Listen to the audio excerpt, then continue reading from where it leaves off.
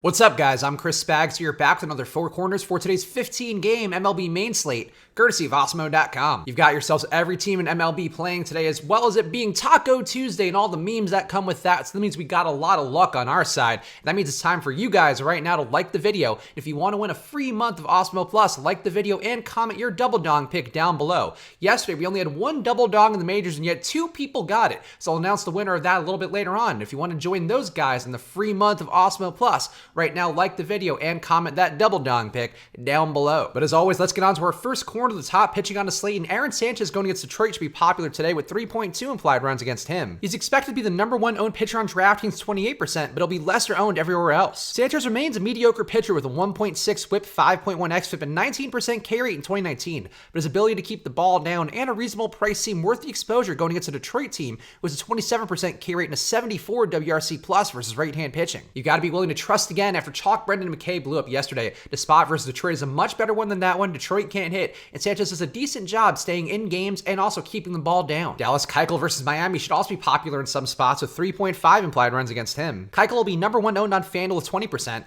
#3 owned on DK with 24%, and #4 on Yahoo with 18%. Keuchel was smoked in Miami last time out with 8 earned runs in 3 innings, but Miami still has 6 hitters over league average in strikeout rate, while Keuchel's 3.9 xFIP is solid at his price, with him generally pitching deep into games as well. Keuchel is not a big strikeout guy, which does pose some risk from a fantasy perspective, but if he stays in this game and Miami's just as impotent as they usually are, it could be a good spot for Keuchel, even though the chalk ownership is not the most appealing. And Clayton Kershaw versus Toronto should also be popular with a 2.9 implied runs against him, which are a slate low. Kershaw will be #1 owned on Yahoo with 37%, and will be #4 in DraftKings with 22%. It's a steep price for Kershaw industry-wide, but a solid 1 whip and 3.5 xFIP with a 139 ISO allowed looks good in a pitcher's park despite 6 hitters over a 185 ISO versus left-hand pitching for Toronto. There is some dangerous power going against Kershaw, but he's been so good on the year. I'm willing to trust him here against a Toronto team who is young, even though they do have pretty good pop to them. Now onto our next corner, the top stacks on the slate, and a Dodgers stack going against Shaw and Reed Foley should be very popular today. The Dodgers get 5.6 implied runs, and high ownership is expected for their cheap lefties against Reed Foley's 5.7 xFIP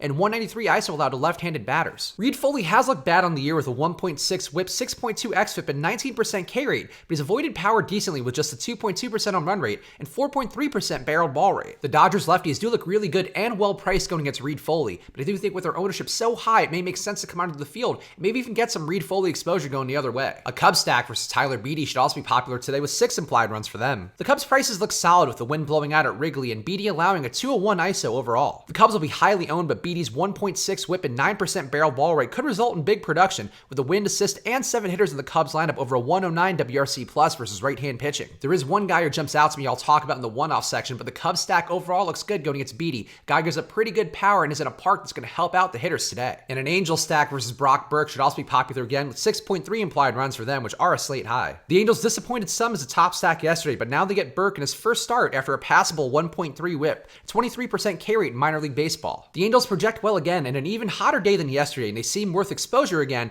with Mike Trout once again expected to be chalky with an even higher projection yesterday, as well as one that's higher than most pitchers. Trout and the Angels stack overall was a bit disappointing yesterday, but it's going to be 100 degrees in Texas today, and Burke's first start in the majors, and it seems like a spot that's worth attacking them and at least matching the field on their ownership. Now into our next corner, the lower owned options on the slate, and a Philly stack going against Brian Johnson is one that interests me. Philly gets 5.3 implied runs, and Johnson has been shelled in 2019 with a 2 whip, 6 xFIP, and 16% K rate along with a 10% barreled ball rate. Johnson gives up more power to right-handed batters with a 204 ISO compared to a 151 ISO to lefty bats, but he's unlikely to miss bats here with a 7% swing strike rate and Philly's 22.3% K rate. Philly has started to turn things around hitting-wise, and Brian Johnson is a really weak pitcher who should give them a chance to continue that momentum today. Sonny Gray versus San Diego also interests me with the 3.7 implied runs against him. Gray's price is up, but his 29% K rate and 3.6 xFIP look good, even though San Diego's projected lineup offers less strikeouts than it may seem with just a 22% K rate. Despite that, Gray's talent, 136 ISO allowed, and the low total are appealing on a slate largely lacking in pitchers who project well from a value basis. San Diego does have some power, and the park is going to help them out, but Gray's been so good on the year with strikeouts. On a slate without many good strikeout pitchers, I think it's worth going to him today. And an Atlanta stack versus Eliezer Hernandez also interests me with the 6 implied runs for them. Eliezer just had a strong 6-inning pitch, 7 strikeout start versus Atlanta recently, but he has allowed a 7.1 xFIP, 1.7 whip, and 281 ISO to left-handed batters that can cause problems in a park downgrade at Atlanta. Atlanta's top 5 hitters have the second best projection on the slate, and even with Eliezer's improvements in 2019, he still allows a high 11.3% barrel ball rate on the year. Eliezer does have some talent, but with high projections for Atlanta as well as a good hitting park, and the spot makes sense sense to go back to them, especially because they're seeing Eliezer for the second time in just under 2 weeks. Jalen Beeks versus Seattle also interests me with the 3.7 implied runs against him. Beeks is the projected long reliever, and he's done a decent job containing power with a 155 ISO allowed at cheap prices industry-wide. Beeks' 19% carried is under league average, and Seattle's 201 ISO versus left-hand pitching is scary, as we just saw yesterday versus Brendan McKay,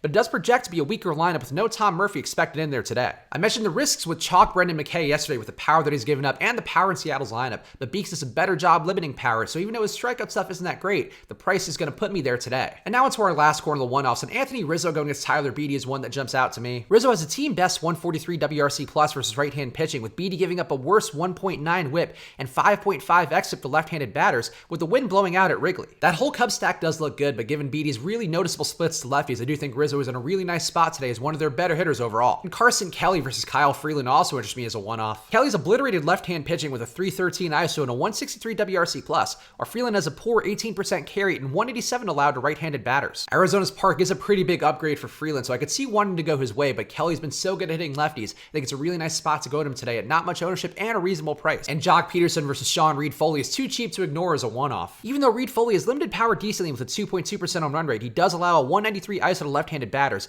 and Peterson in the leadoff spot is cheap with a 284 ISO and a 130 WRC plus versus right-hand pitching. Because of his price and Reed Foley splits, it does look like Jock Peterson's going to be very chalky today, but he could still be a very good value play even as chalk. So there you have it. Those are my thoughts on today's big slate. So right now, please like the video, and if you want to win that free month of Osmo Plus, like the video and comment your double dong pick down below. As I mentioned yesterday, we had two guys who got the double dong correctly. You could see them right here. We got Tony S and Mr. Smith. So good job by you guys. You went contrarian, but logically contrarian going against Brendan McKay, and I'm proud of you both. Unfortunately, only one of you can win that free month of Osmo Plus, and the winner is Tony S. So Tony, email me at chris@osmo.com. And for everybody else, if you want to win your free month of Osmo Plus, make sure to like the video and comment your double dong pick down below. But if you don't want to wait for Brendan McKay to offer up your favorite hitter T-ball pitches, you can also use this promo code Switch and Hedge for half off your first month of Osmo Plus. Get all the ownership projections, the player projections, the deep dive column, the lineup builder, the top stacks tool, a million different things that'll help you make better MLB DFS lineups every single day. So use that promo code Switch and Hedge right now for half off your first month